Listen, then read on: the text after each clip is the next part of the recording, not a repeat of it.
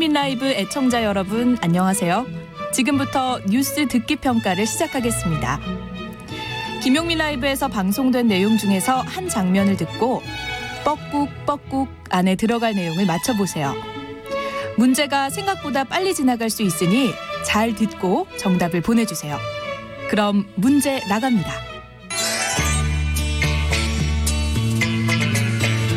자, 1402번 쓰시는 분.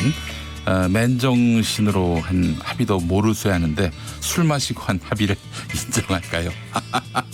오늘 여야 회동을 두고 하신 말씀이에요. 1402번님. 놀라운 풍자입니다. 정말 금방 지나갔죠? 그래서 한 번 더 들려드릴게요. 1402번 쓰시는 분. 맨정신으로 한 합의도 모르쇠 하는데 술 마시고 한 합의를 인정할까요? 오늘 여야 회동을 두고 하신 말씀이에요. 1402번님. 놀라운 풍자입니다. 오늘 퀴즈는 애청자분이 보내주신 문자 메시지 내용에서 준비해 보았습니다. 어제 저녁 여야 3당 원내대표의 이것 회동이 이어질 거라는 소식이 전해져서 관심을 끌었는데요. 맥주 한 잔 마시면서 국회 정상화 해법을 찾아보자, 이런 의도로 마련된 자리였는데 이 소식을 들은 한 청취자가 문자를 보내왔습니다. 맨정신으로 한 합의도 모르쇠 하는데 술 마시고 한 합의를 인정할까요? 이 문자를 읽은 후 오늘 열리는 여야의 이것 회동을 두고 하신 말씀으로 보인다. 놀라운 풍자다. 제가 이렇게 한마디 덧붙이기도 했습니다. 오늘의 문제, 어제 열린 여야의 이것 회동. 이것에 들어갈 말은 무엇일까요? 회동 전 더불어민주당 이인영 원내대표가 이런 말을 했습니다. 오늘의 회동은 맥주를 말하는 이것이 아니라 희망이라는 뜻을 가진 이것이 돼야 한다. 생맥주 또는 맥주를 파는 맥주집.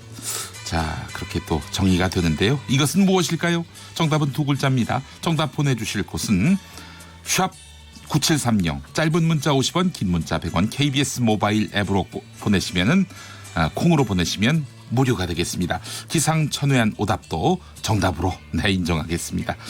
많이 보내주세요. 치킨의 맥주, 치킨의 맥주, 치킨의 맥주 한잔 할 여자가 없네요. 치킨의 맥주, 치킨의 맥주, 치킨의 맥주 한잔 할 여자를 찾아요.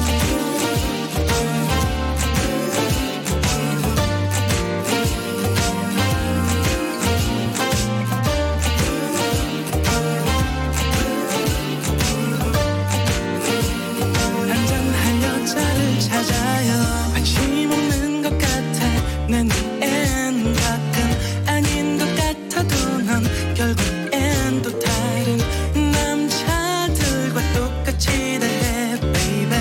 나에게만 그런 줄 알았는데 어느덧 나도 변해버렸어. 너에게 모든 걸 다 바쳤어 yeah. 너무 가득 찼어 내 머리가. 너만 생각했던 내 하루가 다 무너졌어.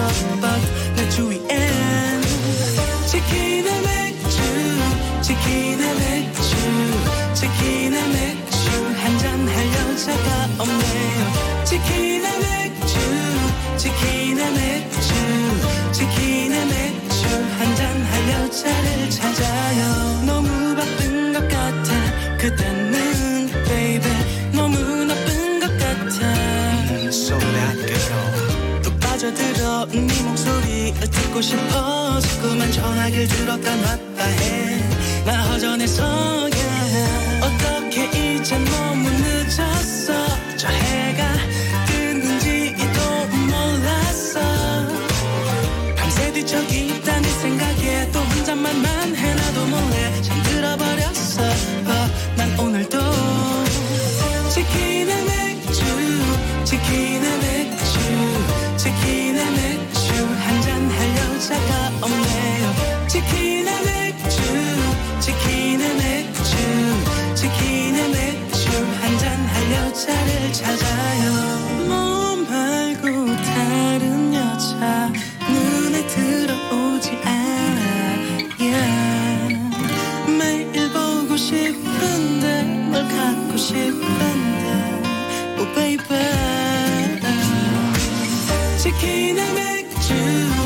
치킨에 맥주 치킨에 맥주 한잔 할 여자가 없네요. 치킨에 맥주 치킨에 맥주 치킨에 맥주 한잔 할 여자를 찾아요.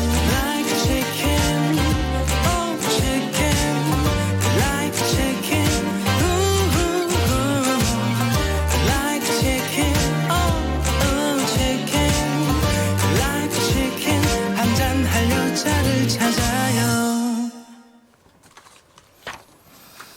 네. 김지수의 치킨의 맥주 함께 하셨습니다. 예. 자, 6시 5분부터 합류하신 분들 계시죠? 여기는 들으면 들을수록 똑똑해지는 라디오 KBS 1라디오 김용민 라이브입니다. 평일 오후 5시 5분에 시작해서 7시까지 여러분과 함께 달리고 있는데요. 팟캐스트에 매일 방송 파일 올라가고 있습니다. 놓친 방송, 다시 듣고 싶은 방송 팟캐스트에서 즐겨주시기 바랍니다. 일부 못 들으신 분들 팟캐스트에서 다시 들으실 수 있고요. 일부 들으신 분들도 팟캐스트에서 들으실 수 있습니다. 꼭 다시 들어주시기 바라겠습니다. 한 2번, 3번 들으면은 김용민 라이브의 그 모든 그런 정보들을 머릿속에 집어넣을 수가 있어요. 좋은 정보만 골라서 전해드리는 김용민 라이브 팟캐스트 잊지 마시기 바라겠습니다. 자, 김용민 라이브 생방송 현장을 영상으로도 보실 수 있습니다. 유튜브 KBS 1라디오 계정으로 즐겨주시기 바라겠습니다. 그래요. 보시는 분들을 위해서 이렇게 또 한번 제가 퍼포먼스를 했습니다. 자, 오늘 퀴즈 정답 확인해 보겠습니다. 오늘 퀴즈에 나온 바로 그 장면 다시 들어볼까요? 맨정신으로 한 합의도 모르쇠 하는데 술 마시고 한 합의를 인정할까요? 오늘 여야 호흡 회동, 네, 호흡 회동을 두고 하신 말씀이에요. 1402번님. 놀라운 풍자입니다. 네, 정답은 호프였습니다. 오늘 정답 보내주신 분들 함께 만나보도록 하겠습니다. 제가 그분 찾았는데 이거 어떤 분이 보내셨는지 찾지를 못했어요. 아까 찾았다가 지금 또 잃어버렸습니다. 거품회동 거품회동. 예, 내용적으로는 맞는데 그러나 저희들이 원했던 정답은 아니었습니다. 자, 그리고 4806번 쓰시는 분 맥주회동. 자, 7294번 쓰시는 분 막걸리 회동. 자, 그리고 케이케님 피처 회동. 네. 그리고 0721번 쓰시는 분 술값은 누가 냈는지요. 그래요. 이거 궁금한데요. 그래도 뭐 누가 일방이 냈겠습니까? 밥 잘 사주는 누나 뭐 그랬으니까 나경원 원내대표가 냈으려나? 예. 뭐 돈이 없는 것도 아니고 n분의 1씩 했겠죠. 예. 그리고 9718번 쓰시는 분 더스틴 호프만. 그래요. 자, 그래요. 또 호프가 들어가긴 했습니다만 쓸데없는 것들이 많이 붙었네요. 자, 그리고 5278번 쓰시는 분 치맥. 네. 그리고 6033번 쓰시는 분 데이빗 하셀호프. 전격 제트 작전 주인공 이름입니다. 많이 하셔서 좋겠네. 예. 자, 그리고 0401번 쓰시는 분 호프. 제발 일 좀 하기를. 아님 세비를 받지 말던가. 정치만 보면 소화가 안 되네요. 예, 그래요. 제가 일부에서 말씀드렸습니다만은 지금의 이 여야 교착 상태, 국회 공전 상태는요. 국회에 새 판 짜기 전에는 해소되기 어렵다. 이게 제 생각입니다. 예. 자, 그리고 3823번 쓰시는 분 비어. 국회를 막 비었네요. 예, 그래요.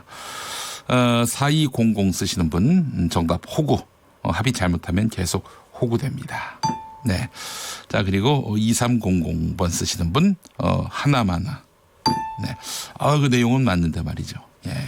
그러나 정답은 아니었고 9772번 쓰시는 분 조원복집. 조원복집. 예. 예. 그래요. 이 자리에서 조원복집은 아니지만 우리가 남이가 뭐 이런 식으로 대화를 나눴다면은 어땠을까?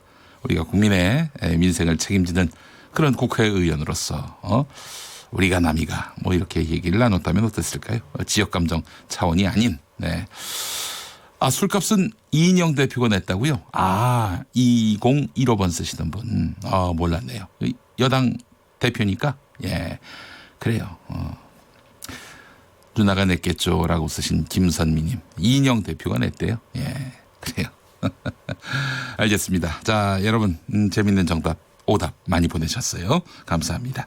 오늘 정답 보내주신 분들 중에서 추첨을 통해 모바일 커피 쿠폰 보내드리겠습니다. 당첨자 확인은 김용민 라이브 홈페이지에서 해주시기 바라겠습니다.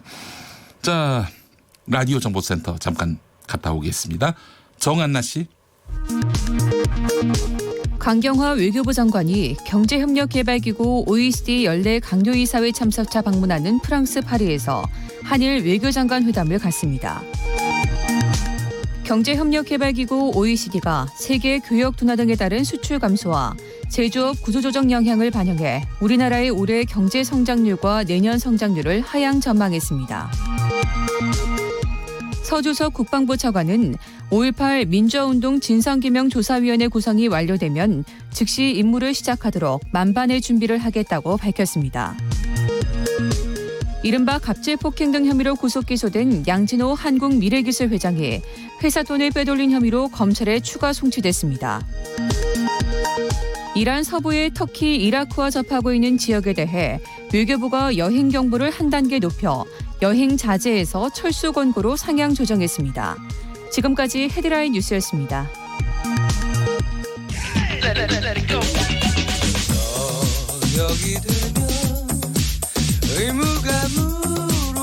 김용민 라이브를 듣고 계시죠?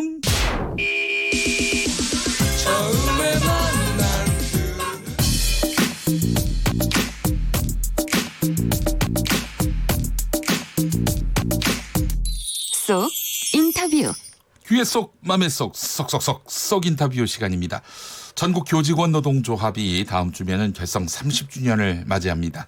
이런 가운데 법외 노조 취소를 위한 전면 투쟁에 나섰습니다. 전교조가 쟁점이 무엇인지 하나하나 한번 짚어보겠습니다.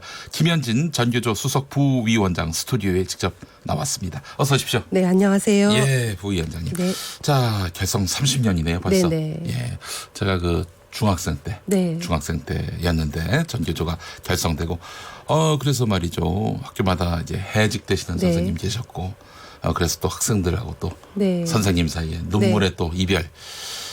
그런 상황도 있었고 말이죠. 네네. 벌써 30년이 됐어요. 네. 30년 동안 전교조 역사 참 뭐랄까요.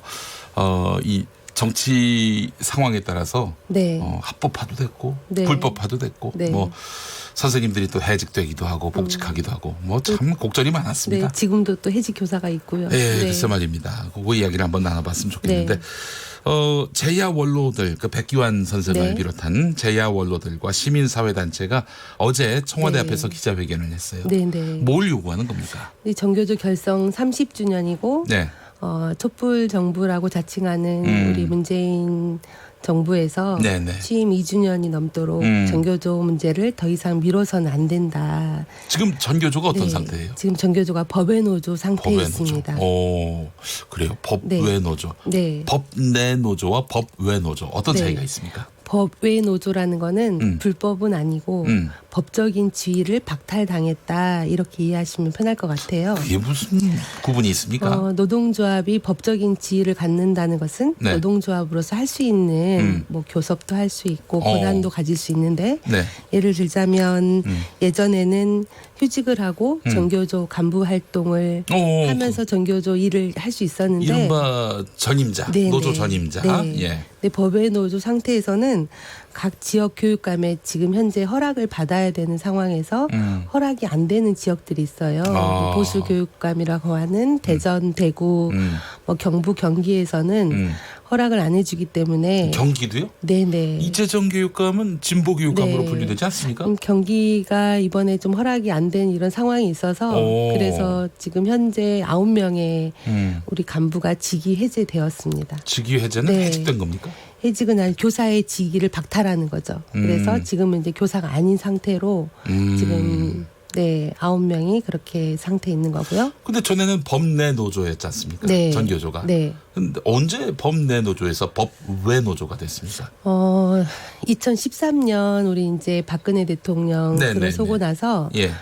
저희가 이렇게 노조 활동을 하다가 네. 9명의 해직 교사가 있었어요. 그 전교조 네, 소속 네, 조합원 중에 네. 예. 6만 명 중에 네. 9명의 해직 교사를 조합원으로 두었다는 이유로 박근혜 정부에서 노조 아님이라고 팩스 한 장으로 저희가 통보를 받았습니다. 팩스 한 장으로 네네. 노조 아님. 네. 노조 아님. 네. 예. 그래서 지금까지 지금 6년간 예. 이렇게 법의 노조 상태로 법적인 지위를 박탈당한 채 이어져 오고 있고요. 전교조가 그 9명을 네. 그럼 조합원 아님 이렇게 해버리면은 네. 법내 노조가 계속 유지될 수 있었던 거 아닙니까? 당시에 이제 저희들이 요 문제를 가지고 뭐 토론도 했고 총투표도 했고 예, 예. 조합 활동을 하다가 해직된 분들을 조합에서 내치는 건 안 된다. 그 9명 네. 이 현직 교사가 아닌 네, 9명의 경우는 전교조 활동을 하다가 그렇죠. 해직된 해직이 되신, 분들이에요. 네. 그래요. 네. 그분들을 그 조합원 지위를 박탈하고 우리가 법내 노조로 남느니 네. 차라리 법외 노조가 되더라도 네. 의리를 지키자 뭐 네. 이런 겁니까? 네, 그것도 있었고 또 하나는 네. 뭐 기억하시겠지만 우리 이제 박근혜 대통령 선거 당시에 네. 유세에 나와서 전교조를 네. 뭐 해충에 비유하면서 해충에 비유했어요? 박멸해야 될 단체다 뭐 이제 이렇게 했기 때문에 우리가 그거 수용을 하더라도 또 다른 방법으로 어떻게든. 탄압이 있을 거다. 그래서 우리는 이거는 불의에 맞서는 저항이다. 이제 이렇게 저희들이 논의를 했고 네. 여기에 우리 탄압을 뚫고 나가야 된다. 이렇게 결정을 했던 거죠. 예, 그래요. 네. 근데 제가 알고 있기로는 네. 다른 나라에서는 이 실직자라도 네, 네. 해직자라도 조합원으로 네. 둘 수 있는 걸로 알고 있어요. 네, 조합원 다 둘 수 있고요. 예, 예. 그 한 노동조합의 네. 조합원의 대상을 결정하는 거는 그 노동조합의 음. 자주권입니다. 네. 그 뭐 아프리카의 어디 마다가스카르인가 뭐 네. 이런 나라 하나하고 저희 나라하고만 우리나라하고 네, 예. 두 나라만 세계에서 유일하게 이렇게 해직자를 조합원으로 둘 수 없다라고 지금 돼 있어요. 그래요. 네. 아니 그리고 또 유튜브에서 헤이드님 말씀하시기를 양승태 대법원장의 네. 뭐 이런 이 사법농단과 네. 유관한 문제냐 이렇게 네, 여쭤보셨어요. 네. 어떻습니까? 뭐 그런 확인된 사실은 지금 뭐 차고 넘치죠. 뭐 네. 청와대가 저희가 이제 재판을 행정처분을 취소하자는 재판을 냈었고 네. 뭐 1심, 2심까지 갔는데 그 중간에 뭐 행정처분, 가처분 신청을 인용하고 막 이런 과정에서 예, 예. 정교조에게 유리한 그 결론이 날 때마다 청와대에서 불만을 표시를 했고 그래서 정교조를 법에 노조할 경우에는 이 청와대와 대법원 모두 안 좋다. 그래서 이제 법에 노조할 경우에는 모두 다 윈윈. 대법원도 윈, 청와대도 윈이다. 이런 문건들이 실제로 나왔습니다. 윈윈이라는 표현이 네, 있었어요. 네. 알겠습니다. 근데 지금 전교조가 법의 노조로 처분한 것에 대해서 네. 취소해달라 이렇게 소송을 낸 거 아닙니까? 네. 1심, 2심 모두 진 걸로 알고 있습니다. 네, 네. 패소했고요. 네. 현재 언제 패소한 거예요? 2심이 2016년 1월 21일. 박근혜 정권 때네요. 네, 네. 그랬죠. 그리고 나서 지금까지 대법이 열리지 않고 있어요. 저희가 이제 대법 가서 물어봐도 이렇게 긴 시간 동안 네. 대법에 계류 중인 거는 네. 거의 없다. 뭐 이렇게 말할 정도로. 그래요. 그 네. 1심 박근혜 정권 양승태 대법원장 네. 시절, 2심도 마찬가지로 박근혜 대통령 네. 양승태 네. 대법원장 시절. 그리고 또 무리하게 재판에 개입했다는 여러 정황들이 네, 네. 있었고 청와대와 대법원 사이에 윈윈하자 이런 네. 이야기도 나오고 있는 네. 상황이었기 때문에 1심, 2심 재판 결과 그 재판장들은 뭐 억울해할지는 네. 모르겠습니다만은 좀 수상합니다 결과가. 예, 전교조가 패소한 이 결과가 네, 네. 좀 납득이 잘 안 되는 부분도 있고요. 네. 좀 의심스러운 부분도 있고요. 자, 대법원 심리가 진행 중인데 문재인 정부 들어서 이제 대법원의 심리 네. 아니겠습니까? 네, 또 네. 대법원장도 바뀌었고 대법관도 상당수가 바뀐 상황이어서 네. 1심, 2심 판결을 그대로 인용할지 이게 더 네. 주목되는데 네. 어떻습니까? 문재인 정부. 네. 문재인 정부 들어서는 전교조 법의 노조 취소. 행정부가 이렇게 이 취소를 또 취소한 걸 취소할 수 있는 거 아닙니까? 그러니까 다시 네. 전교조를 노조로 그렇죠. 인정하는 네. 이런 선택을 할 수가 있는 겁니까? 행정부가요? 네. 이제 실제로 이제 저희가 요구하고 있는 게 지난 행정부의 잘못이니 현 행정부가 이걸 풀어야 된다라고 보고 있고요. 네네. 뭐 재판 진행 중이었던 예를 들면 세월호 기간제교사 순직 인정이라든가 그렇습니다. 역사교과서 국정화 네. 폐기라든가 이런 건 다 행정부에서 취소를 해서 정리가 되었던 일들이거든요. 네네. 지난 행정부에서 잘못했던 거니까 우리가 풀겠다 한 거고 네. 전교조 법외노조 역시 지난 행정부에서 잘못했으니 예. 청와대가 행정부가 책임을 지고 풀겠다 해서 뭐 이전에 저희가 고용노동부에서 법외노조 노조 아님 통보 이렇게 팩스 한 장 받은 것처럼 법외노조 취소 통보 이렇게 팩스 한 장 받으면 예. 저는 가능한 일이라고 보고요. 팩스 한 장만 보내면 그렇죠. 된다. 지난번에도 그렇게 해서 받았는데. 노조임 이렇게. 네. 근데 이제 그렇게 할 수 있는 명분이 예. 지금까지 많이 나왔어요. 뭐 국가인권이라든가 네네. 고용노동행정개혁위원회에서 네. 전교조 문제 법외노조 취소해야 된다. 뭐 시행령 구조 이양 폐기해야 된다. 네. 이렇게 공고사항을 계속 냈었거든요. 네네. 그래서 그 공고사항을 근거로 해서 저희는 그렇게 행정부에서 취소할 수 있다고 네. 보고 있습니다. 여론은 어떻게 돌아가고 있습니까? 저희가 뭐 지난 5월 14일, 15일 네. 전 국민 한 1,000여 명 상대로 저희가 여론조사를 했는데 실제로 정확하게 좀 그 네. 개요를 말씀해 주셔야 돼요. 그럴까요? 예. 예, 이제 만 전교조가. 19세 예. 이상, 예. 그다음에 남녀 1,017명을 상대로 해가지고 네네. 저희가 여론조사 기관인 리얼미터에 의뢰해서 전교조가. 네. 예. 이 전교조 제합법화 그리고 전교조가 법외노조가 되고 있는 걸 얼마나 알고 있는지 예. 이 문제에 대해서 어떻게 생각하는지 여론조사를 했는데 제일 궁금한 게 네. 전교조를 재합법화하는데 네네. 찬성하는 비율이 얼마나 나왔습니까? 53%가 나왔고요. 과반이 넘었네요. 네네 예. 그렇죠. 또 반대도 뭐 49% 나왔는데 여전히 찬성이 39% 아닙니까? 네 39%. 예, 네. 그러니까 그 찬성 반대의 그 격차가 14% 네, 포인트. 네. 예, 그러니까 찬성이 53%, 반대가 네. 39%. 네, 네. 네. 그 이제 뭐 반대 퍼센테이지가 자한당 지지율하고 거의 흡사해요. 네. 예. 아니 뭐 예, 또 저는 뭐 국민 민주당 지지자 네. 중에도 뭐 네. 전교조 재합법화를 반대하는 분들이 있을 수 예. 있는 거고 자유한국당 지지자 중에도 뭐 전교조 예, 그럴 수 재합법화 있죠. 찬성하는 네. 분도 있을 네. 것이고요. 예. 근데 저희는 이걸 보면서 네. 국민 과반수가 네. 우리 전교조를 신뢰하면서 재합법화에 동의하고 있다라고 보고 있고요. 예. 실제로 1999년에 그때 전교조가 처음 합법화되었을 때 네. 그때 당시에도 이제 이런 여론조사를 했었는데 그때 당시에도 55.2%가 전교조 합법화해야 된다라고 했대요. 예. 그래서 이제 그 당시에 그 뭐 전교조 지지 비율에 비하면 좀 의미 있는 수치라고 생각하고 있습니다. 예. 조사 응답률도 말씀해 주세요. 조사 응답률은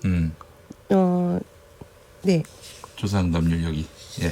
네. 7.1%군요. 7.1%. 네네네.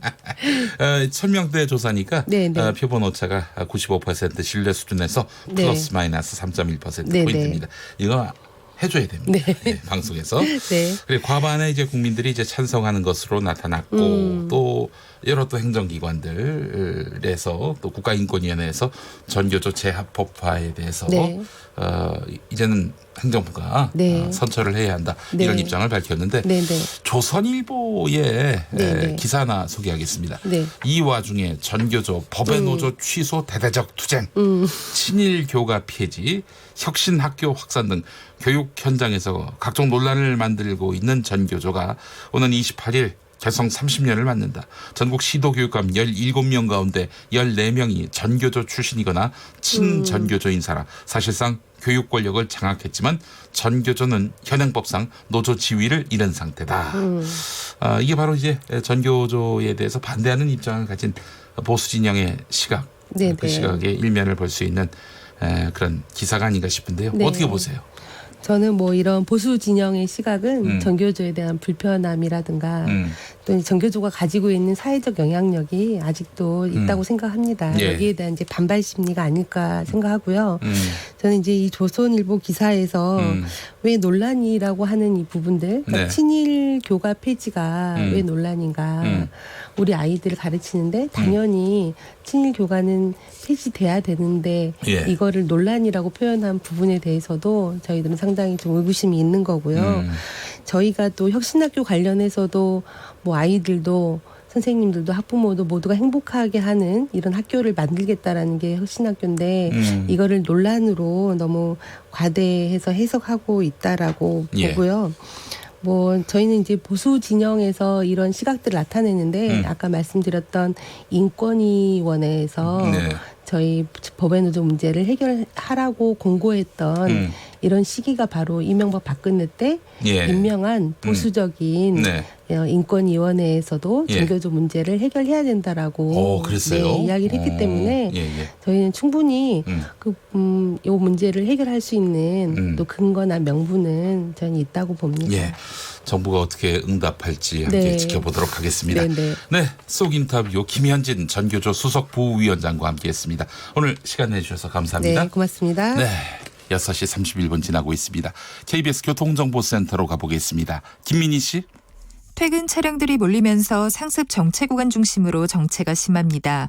중부고속도로 하남 쪽으로 진천터널 부근 사고는 처리 작업이 마무리됐지만 부근으로 짧게 더딘 흐름 남아있고요. 이후 일축 부근 1차로에서도 사고가 났습니다. 부근으로 극심한 정체인데요. 승합차 화재 사고가 난 만큼 2차 사고 나지 않게 주의해서 지나셔야겠습니다. 더 가서 곤지암 부근 1차로에서는 낙하물을 처리하고 있고요. 그 후로는 광주 나들목에서 중부 1터널 사이로 속도 많이 떨어져 있습니다. 반대 남이 쪽으로는 진천 나들목에서 진천 터널 사이로 7km 구간에서 정체입니다. 평택 시흥간고속도로 시흥 방면으로 송산마도 일대의 정체는 벌써 10km로 길어져 있고요. 서울 시내 내부순환로 성수분기점 쪽으로 연희램프와 홍제램프 사이 3차로에서도 사고가 났습니다. 처리 작업 여파받아 뒤로 성산램프부터 정체 심한데요. 이후로도 정릉터널까지 정체 이어지고 있습니다. KBS 교통정보센터였습니다.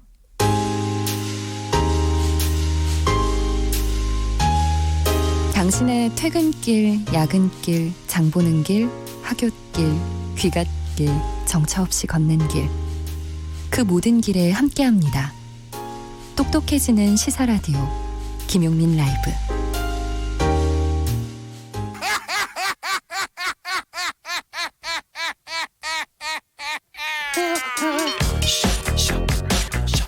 불타는 화요일, 화려한 언변, 화끈한 성격의 그 이와 함께합니다. 정치적 참견 시점, 오늘 특별 손님 모셨습니다. 오늘의 참견맨 정치평론가 유재일 씨 어서 오십시오. 안녕하십니까, 유재일입니다. 반갑습니다. 우리 4756번 쓰시는 분, 원래 김용민 라이브 청취하지만 오늘 5시 반부터 유재일 씨 기다리고 있습니다. 라고 하셨어요. 감사합니다. 본인이 보낸 건 아니죠? 저 아닙니다. 저 아닙니다. 알겠습니다. 자, 정치평론가 유재일 씨 모르시는 분들도 있는데요. 네. 현재 그 대한민국 지식 소매상으로서 활발하게 활동 중인데 KBS는 처음 와보시나요? 근데 처음이에요. 그래요. 공중파 자체가 처음입니다. 그렇습니까? 네. 그래요. 인터넷에 지금 아주 주목 많이 받고 있는 네. 평론가신데 네. 구독자가 10만이 넘었어요. 네, 10만 넘었죠. 예, 이거 자력으로 10만 된 거 아닙니까? 자력이죠. 누가 그래요? 도와준 사람 없었습니다. 완전 무명해서. 네. 그렇습니다. 유튜브 스타. 네. 근데 이게 사실 정치평론 영역이 네. 내공이 있는 메시지를 전달해야 사실은 네. 이 10만을 모을 수 있는 거 아니겠어요? 네. 예. 그 10만을 모으셨어요. 감사합니다. 네. 그 비결이 뭐라고 보세요? 일단은 그러니까 전공이 정치예요. 그래요? 제가 정치학 전공이에요. 그러셨어요? 석사까지 하다가 네. 중간에 이제 대학원 중퇴를 했으니까 그래요? 아무래도 그러니까 보통 얘기를 하죠. 20년 덕력이다. 덕력. 정치 덕력이 20년은 넘는다. 예. 좋기. 덕질. 예, 그렇죠. 덕질. 그렇습니다. 사실 요즘 좀 언론의 위기가 뭐냐면은 네. 과거에는 이제 언론이 정보를 독점하다시피 했기 때문에 네. 그래서 사실은 언론사 기자가 가장 많이 알았고 네. 또 그래서 언론사 기자의 이런 보도나 또 브리핑 이런 것들이 가장 공신력이 있었는데 네. 요즘에는 덕질하는 분들이 너무나 많아가지고 이른바 덕후가 너무 많아가지고 네. 그분들을 따라갈 수가 없다. 그래서 사실은 보도에 불만을 품은 네. 그래서 이게 과연 이 뉴스로서 이게 어느 정도 가치가 있느냐 이런 지적도 많이 받잖아요. 요즘 그 언론인들이. 네. 덕후들은 이슈를 깊게 팔 수도 있거든요. 그렇죠. 네, 언론사 기자분들은 1분 30초 브리핑을 해야 되고. 그렇죠. 그러니까, 방송이 그렇습니다. 그러니까는 이게 좀 다를 거예요. 호흡이. 네, 알겠습니다. 네. 자신만만하게 들어오셨어요. 우리 유재일 평론가. 최고의 순발력을 지닌 이슈 파이터. 네. 자, 그래요. 유재일 평론가와 함께 정치 현안 하나하나 살펴보도록 하겠습니다. 자, 그래요. 우리 이 우태성님 발언 하나는 제일님 못 따라오죠. 이런 말씀도 하셨고요. 감사합니다. 예, 그렇습니다. 그죠? 악플 다는 분도 꽤 계신데. 아유, 악플이요? 악플이 지금 전혀 안 달리고 있는 걸로 봐서는 유재일님을 전혀 몰라서. 이제 달게 될 걸. 이런 말씀을 드리겠습니다. 네. 자, 여러분도 함께 해주시기 바라겠습니다. 샵 9730 네. 짧은 문자 50원, 긴 문자 100원. 네. 콩으로 참여하시는 경우엔 무료가 되겠습니다. 네. 자, 오늘 그 뉴스타파가 고 노무현 전 대통령의 친필 메모 266건을 공개했는데요. 네. 재임 시절 직접 친필로 쓴 메모인데 네. 이 메모 관련한 보도 보셨죠? 봤죠. 오늘 아침에 저도 이거 라이브 했고. 그래요. 그 유재일 평론가가 본 노 전 대통령 메모 중에서 가장 인상 깊었던 게 뭡니까? 인상 깊었던 건 아무래도 그 썩어 빠진 언론 막 이렇게 얘기하셨던 부분. 썩어 빠진 언론. 그게 제일 인상이 있었지만 네. 거기서 이제 가슴이 아팠던 건 네. 이제 레임덕에 빠진 대통령의 고뇌. 그렇죠. 2006년 국민경제자민회 중에서 네. 얘기하신 건데 정부 뭐하냐 똑똑해라.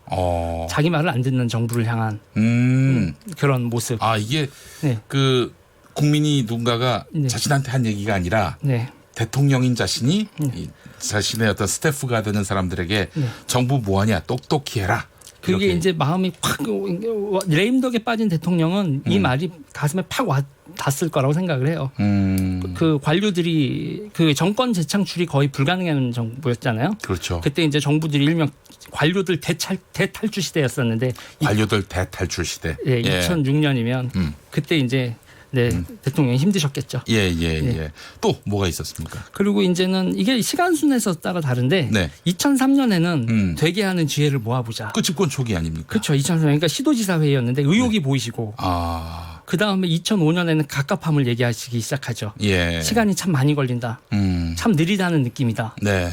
이게 욕망과 충돌이 되니까 합리적 결론이 나도 정치는 욕망의 조절이기 때문에 네. 이게 느리다는 느낌이 드는 거죠. 또 노무현 대통령 성질 급하시지 않습니까? 네, 그래요. 그래서 2003년, 2005년, 2006년에 이 의식의 흐름이 요 세 개의 메모에서 보였다. 네. 저는 그렇게 봤죠. 그래요. 시간이 참 많이 걸린다. 참 느리다는 느낌. 그래서 2005년 그때 네.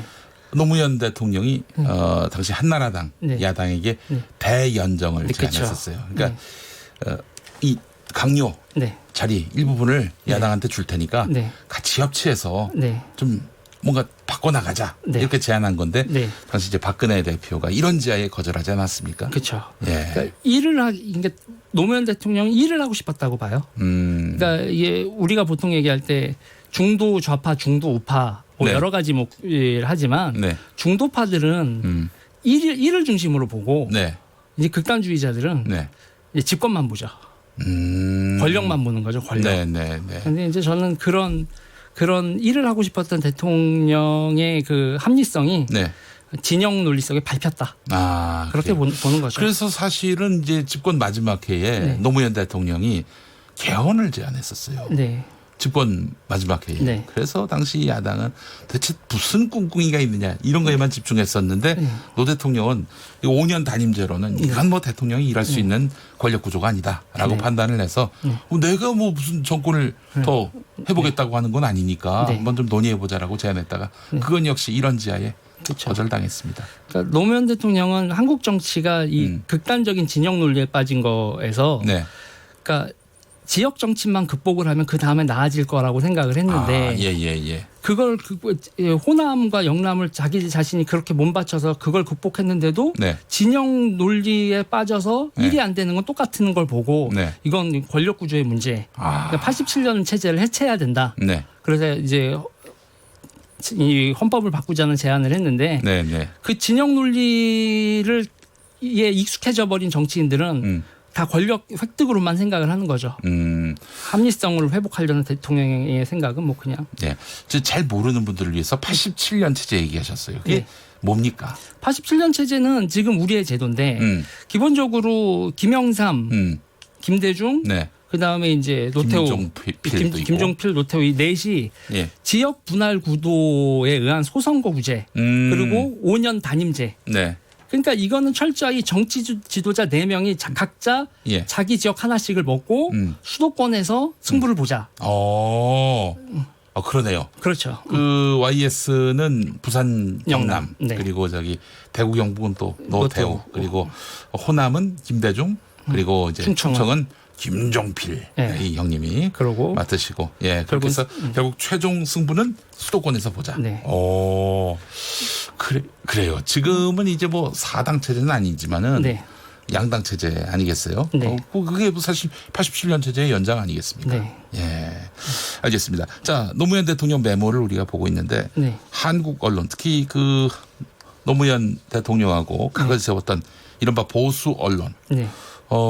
이에 대한 노무현 대통령의 메모도 매우 주목됐습니다. 강력하죠. 예, 어떤 메모였죠? 식민지 그러니까 그 일단은 이 언론과의 숙명적인 대척이다. 네. 그렇게 하셨고 식민지 독재 정치하에서 썩어빠진 언론, 양심도 소신도 없는 일구이연 한 입으로 두말하는 정치인들, 사리사욕, 이기주의의 동맹, 어리석은 국민이 되지 말 것을. 저는 이걸 어떻게 해석하냐면 진영 논리 속에서 지지자들도 거기에 매몰되는 거예요. 그러니까 노무현 대통령은 정책 담론과 네. 합리성을 추구를 했는데 네네. 그런데 정치인들은 전부 다 집권만 생각을 하는 거죠. 그리고 일을 하는 건 뒷전이고 싸움이 뭐 앞인데 그 싸움을 하는 걸 언론이 부추기죠. 언론도 싸움을 하면 뭐 공부를 할 필요가 없어요. 싸움에는. 예, 그렇죠. 그러면서 이제 다들 이렇게 되는 그런 거에 대한 가슴 아픈 절규였지 않았을까. 그래요. 그 노무현 전 대통령은 이런 거예요. 일을 하고 싶은 마음이 있었는데 그 대통령이 그래서 대연정을 제안해도 개헌을 그렇게 제안을 해도 저 노무현 저 사람이 무슨 또 꿍꿍이를 꾸는가 보다. 다음 더 집권하기 위해서 정권 재창출하기 위해서 저렇게 말하자면은 덫을 놓은 것이다. 한나라당을 상대로 덫을 놓은 것이다. 이렇게 생각을 해버리니까 그러니까 뭔 얘기를 해도 진정성을 전혀 받아주질 않으니까. 그게 그때 보수만 그렇게 받아들이는 게 아니라 진보도 그랬죠. 그러니까 진보 세력들 심지어 뭐 열린우리당 내에서도 노무현 대통령이 무슨 말을 하면 다 꿍꿍이가 있다라고 했었던 시대니 그때 뭐가 진전이 있었겠습니까? 근데 그때와 지금하고 별 차이가 있다고 보세요? 아니요. 지금은 더 심해졌다고 보죠. 그 시대의 연장이다. 예. 유튜브를 저도 하잖아요. 유튜브는 뭐 진영 가르고 막말하는 수준이 이거는 이제 더 생각할 필요가 없는 거예요. 진영만 가르고 어느 진영이다라고 하면 지지자들한테 무슨 말을 해도 되는 거예요. 예.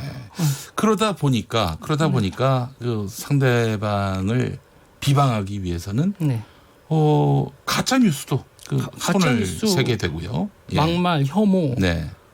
이게 모든 수단을 다 금기가 없어진 것 같아요. 유재일 평론가도 가짜 뉴스 합니까? 저요? 저는 가급적 안 하려고 노력은 하는데. 가급적 안 한다면 좀 하는 것 같은데. 그러니까 일명 삑 이럴 때가 있죠. 그래요. 팩트 확인을 실수해서. 뭐 그래서 고의로 팩트를 왜곡한다든지 그런 건 아니고요. 그건 가짜 뉴스가 아니죠. 그건. 잘못하면 잘못했다고 또 얘기를 합니다. 정정을 하면은 그건 가짜 뉴스가 아닌 거고요. 알겠습니다. 자, 유튜브에서 김영훈님, 유재일의 식견은 김어준의 버금간다. 이거는 너무 심한 말이네. 이거야말로 가짜 뉴스입니다. 김어준을 압도한다. 김어준을 압도한다. 이걸로 정정하도록 하겠습니다. YS 내 친구 최희정 보고 싶다님. 유재일은 너무 깊어서 알아듣기까지 시간이 걸림. 그렇습니다. 그렇기 때문에 오늘 유재일 평론가 지금 생방송으로 들으시는 분들 팟캐스트로 다운받아서 한 3번 들어야 이제 드디어 그 의미를 알 수가 있으니까 하나하나 우리 유재일 평론가의 메시지에 귀를 기울여 주시기 바라겠습니다. 자, 그래요. 정치적 참견 시점 여기까지 서서를 해봤고 자, 오늘 어떤 이야기 준비하셨어요? 이제 조금 전에 이제 서두를 던진 건데 요새 이제 막말 퍼레이드. 어떻게 봐야 되냐? 정치인들의 막말 퍼레이드. 자, 그래요. 그러면은 오늘 이야기 제목을 막말의 정치, 신화의 정치 네. 이렇게 한번 달아볼까요? 네네. 네, 그래요. 그 맥락인 줄 네. 알고 있습니다. 네. 자, 지금 막말 정치의 이유는 뭐라고 보세요? 할 말이 없어서 그래요. 할 말이 없어서. 오. 설명을 못 하니까. 설명은 못 하는데 진영은 유지해야 되거든요. 그러니까 아무 말이나 하는 거예요. 그러니까 이 옛날에 예. 어떤 자연현상, 초자연적인 현상이 벌어지면 네. 왕이 그걸 어떻게 알아요? 왕이라고 화산이 왜 터졌는지 알았겠냐고요. 홍수가 나는 이유를 또 몰랐고요. 네. 지진이 왜 났는지 알았겠어요. 근데 네. 나 몰라요라고 하면 리더십이 붕괴하는 거거든요. 그렇습니다. 그러니까 지금 우리나라 한국 정치에서 탄핵이 벌어지고 지지율이 막 바닥을 치는데 네. 이걸 회복할 방법이 없는 거예요. 네. 그러니까 신화를 만들어내고 선과 악을 만들어내고 진영을 만들어내고 그냥 그 진영 논리로 리더십 붕괴를 막는 거예요. 아, 그렇죠. 이 사람들 아무래도 배후에 북한이 있어 보이는데 네. 뭐 이런 식으로 해가지고 네. 없는 얘기 만들어내고 네. 가짜 뉴스 유포하고. 일단은 어떤 지지 성향이란 정체성만 만들어지면 거기다가 신화를 계속 주입하는 겁니다. 현실이나 과학적인 설명이 아니라 네. 그러니까 지금 한국 정치판에 있는 설명들이 네. 과학적이고 합리적 설명이 아니라 신화적 설명인 거예요. 그래요. 믿는 사람은 믿는. 네. 그렇습니다. 네. 그래서 사실은 정당은 끊임없이 지지자를 규합하기 위해서 네. 막말도 막행동도 네. 거침없이 그런 거죠. 하고 있는 것이다. 네. 아, 그렇군요. 자, 그렇다면은 우리나라 정당 이야기를 한번 해보려고 하는데 네. 어떻습니까? 지금 이런 신화의 정치, 네. 막말의 정치 네. 어떤 단면들이 있을까요? 그러니까 자한당의 신화는 자유한국당, 네, 그렇죠. 한국당이라고 네, 해주세요. 한국당, 예. 자유한국당. 예. 자유한국당의 신화는 네. 기본적으로 박정희 신화죠. 박정희 신화. 박정희 신화. 그러니까 그 박정희 신화의 연장선상에서 자기네들이 경제에는 자기네들이 유능하다. 경제는 자기네들한테 맡겨달라. 네. 그런데 그 신화가 박정희 신화가 예. 박근혜 신화가 무너졌잖아요. 네. 그러니까는 이는 붕괴한 거죠. 네. 이러니까는 이 상황을 예. 복귀하기가 만만치 않은 거예요. 복구하기가 쉽지 복구하기가 않다. 만만치 않은 거죠. 네. 그래요. 사실 그동안 뭐 경제는 보수고 네. 또 최근에 그 황교안 대표도 네. 우리 땐 좋았는데 네. 문재인 정부가 다 망쳐놨다 이렇게 네. 또 얘기를 하고 있어요. 네. 예. 그것도 사실관계가 아닌 신화죠.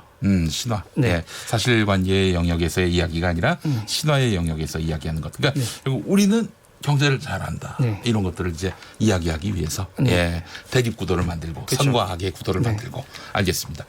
자, 자유한국당은 그렇고 네. 진보는 어떻습니까? 진보는 5.18이죠. 5.18? 네. 5.18이 네. 뭐 정의당과 뭐 민주당, 뭐 노동당, 녹색당 다 다르지만 네. 그 모든 그 진보 재 세력들, 사회단체 모든 세력을 하나로 뭉치는 이건 역사지만 네. 신화가 아니라 역사지만 그 구심점에 이 스토리텔링이라고 얘기를 한다면 네. 5.18이죠. 근데 5.18은 신화가 아니라 역사고 진실 아닙니까? 그러니까 그거를 신화로 격화시켜야 되죠. 논쟁의 여지가 있고 해석의 여지가 있는 신화로 격화시키려고 요새 5.18을 둘러싼 이 막말이 나오는 거죠. 아, 자유한국당의 막말이 그래서 나온 네. 것이다. 그러니까 어떤 진실의 영역에 있는 거를 신화의 영역으로 끌고 와가지고 그래서 5.18 배후에 뭐 뭐가 북한이 있다, 뭐 무슨 뭐 저기 네. 북한군 600명이 내려와가지고 사실은 이 시민군의 배후 역할을 했다.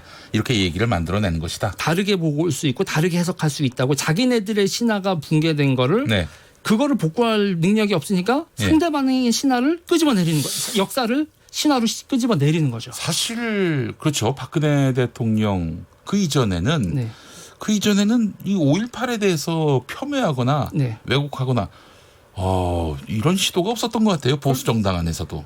아니 뭐 박근혜 대통령도 5.18 기념식 가서 네. 정중한 예를 하고 네. 그때 광주 시민들이 박근혜 대통령한테 분노했나요? 안 했잖아요. 네. 그러니까 5.18은 건드릴 필요도 없었던 거예요.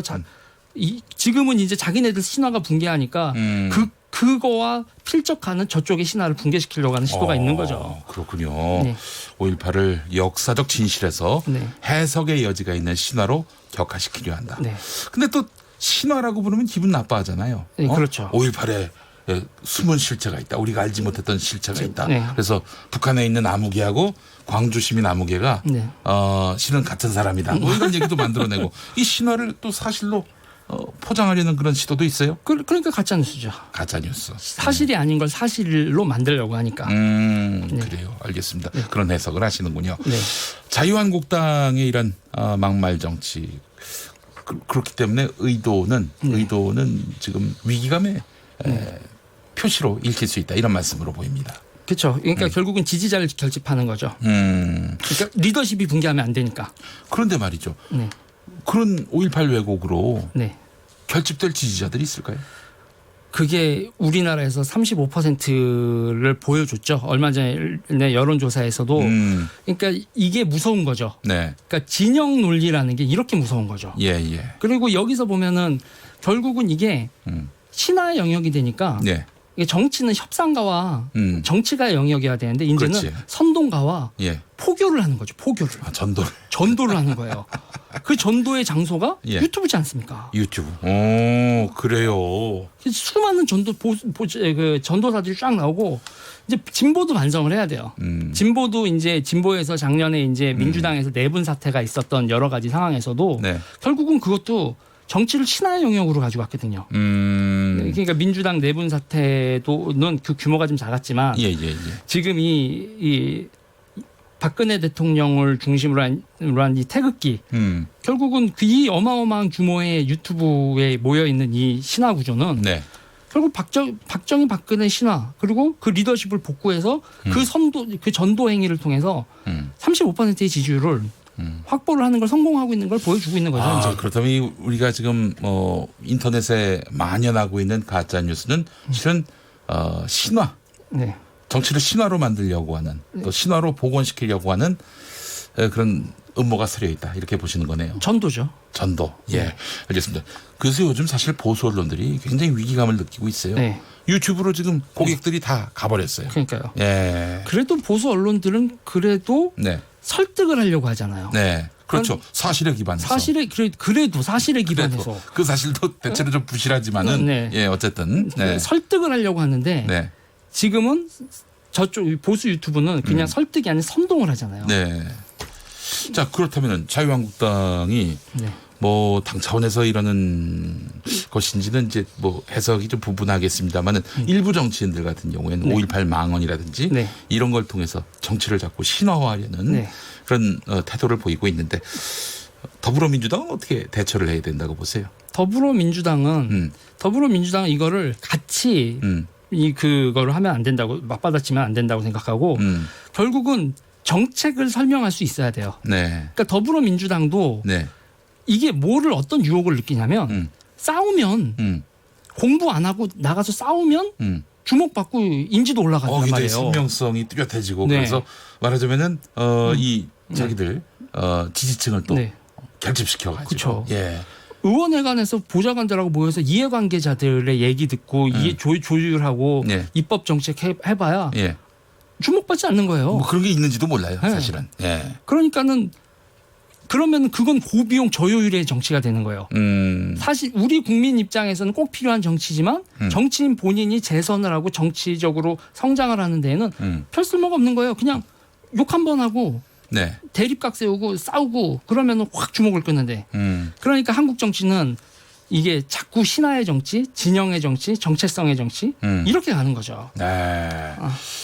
그래요. 우리 최정숙님 내년 총선은 좌우가 아닌 정책을 말하는 의원을 선택하겠습니다. 이런 말씀해 주셨어요. 네, 이걸 복원을 하려고 했었던 게 네. 노무현 대통령도 오늘 메모에서도 정책을 얘기하고 일을 하고 싶은 건데 대한민국 정치 구조에서는 일하는 정치인이 존중받을 수가 없는 거예요. 그러네요. 선동하고 싸우는 정치인이 존중을 받는 거죠. 합리적 계산, 과학적 이성의 정치가 아니라 협상가와 정치가가 있는 정치가 아니라 광신도와 선동가, 제사장이 있는 정치. 이런 가운데 또 극우 종교계가 또 어떻게든 정치에 이제 들어오려고 애를 쓰고 있는 것 같아서 참 안타깝습니다. 근데 저는 우리가 그 커리큘럼 학교에서 배우는 커리큘럼 잘 보면 네. 정치학, 사회학, 예. 뭐 경제학이에요. 조직을 만드는 방법에 대한 얘기가 없어요. 조직을 만드는 방법은 네. 이 대학 커리큘럼상에서 신학에만 있어요. 신학. 오. 사람을 어떻게 대해야 되고 예. 뭐 이런 식으로 얘기하는 이 정치 조직을 조직하는 거에 있어서는 네. 옛날에 혁명이론이나 예. 뭐 주체 사상이나 예. 아니면 예. 기독교에 있는 네. 공동체 운동 네. 그거에 이런 어떤 정체성을 가진 공동체를 만드는 건 네. 거기서만 발견이 되니 예. 지금 현재에서 보수 우파 쪽이 가지고 있는 공동체를 만들고 그러는 데 있어서는 기독교의 그 역량을 빌릴 수밖에 없죠. 아, 그러니까 이제 사실 김무성 의원이라든지 김문수 전 지사 같은 분이 그 전광훈 목사교회에 네. 등록을 한 걸 보니까 네. 야, 이제는 보수 정치를 네. 흡수하는구나. 네. 아, 종교가. 종교 그렇죠. 아, 그 흐름이 예사롭지 않다는 느낌을 갖게 하네요. 전도 잘하는 게 예. 설득 잘하는 것보다 예. 더 중요한 시대가 된 거죠. 전도다. 네. 아, 근데 이 사실은 우리가 이성의 정치를 복원시켜야 되는 거 아니겠어요? 그렇죠. 정책으로 말하고 네. 네. 민생의 네. 결과로서 국민들에게 그 점수를 따는 그런 정치를 해야 될 텐데. 자, 정치다운 정치의 복원을 위해서 조언하신다면. 일단은 신뢰를 복원해야 돼요. 언론이 신뢰를 상실했기 때문에 한 것도 중요하게. 네. 그러니까 언론이 그 공론이 사라지고 담론이 사라지니까 네. 이게 저는 이 합리의 정치가 복원되면서 일단 신뢰를 복원하는 데서 언론 먼저 그리고 그 신뢰를 회복한 언론의 정치인들도 같이 담론을 형성하는 네. 지식사회도 그렇고 그 노력을 해야 되지 않을까 예. 그렇게 생각을 하죠. 알겠습니다. 5753번 쓰시는 분. 네. 박정희 전 대통령 저서를 읽어봤습니까? 속단하지 말고 박 전 대통령 덕분에 배가 부르니까 네. 비난만 합니까? 굶주린 한국인들이 먹고 살 수 있게 해주신 박정희 전 대통령의 공을 세계도 인정합니다라고 말씀을 해주셨습니다. 뭐 이런 의견도 있습니다. 네. 네. 저는 박정희 대통령이 저건 신화가 아니라 저건 성과죠. 네. 그러니까 저 성과에 대해서도 네. 진보도 저 신화에 대해서 저거를 부정하는 방향이 아니라 네. 그렇다면 우리도 이런 성과를 냈다라는 성과를 내는 방향으로 가야죠. 일을 하는 정치. 네, 알겠습니다. 네. 아, 오늘 아주 재밌는 얘기였어요. 예, 예. 오늘 정치적 참견 시점은 시사 유튜버인 정치평론가 유재일 씨와 함께했습니다. 오늘 말씀 잘 들었습니다. 네, 감사합니다. 네, 김용민 라이브 오늘 순서 마무리하겠습니다. 저는 내일 오후 5시 5분에 돌아오겠습니다. 좋은 저녁 보내십시오.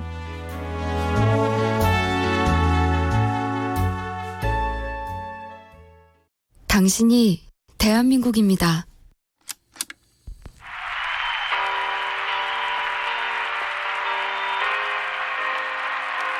네, 안녕하세요.